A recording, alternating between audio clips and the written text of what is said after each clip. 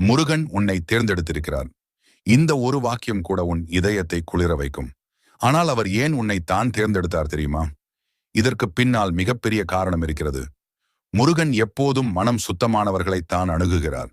பாசம், அன்பு, கருணை நிறைந்த இதயம் கொண்டவர்களுக்குள் தான் அவர் அருள் தங்கும். நீ அந்த அருளுக்கான பாத்திரம் என்பதால் தான் அவர் உன்னை தேர்ந்தெடுத்தார்.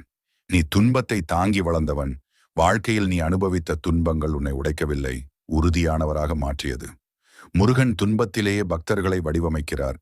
ஏனெனில் துன்பத்தால் தான் ஆன்மா ஒளிர்கிறது. அதனால்தான் அவர் உன்னை தேர்ந்தெடுத்தார். நீ பிறருக்கு சிறந்த உதவி செய்பவன். உன் குரல், உன் பாசம், உன் செயல் யாருக்கோ நம்பிக்கையை கொடுக்கிறது. முருகன் உன்னை உபயோகித்து பலரின் வாழ்க்கையை மாற்றுகிறார். நீ ஒரு அருள் தூதன், அதை நீ இன்னும் உணரவில்லை. நீ அவரிடம் நம்பிக்கையை இழக்கவில்லை. எத்தனை தடைகள் வந்தாலும் நீ முருகன்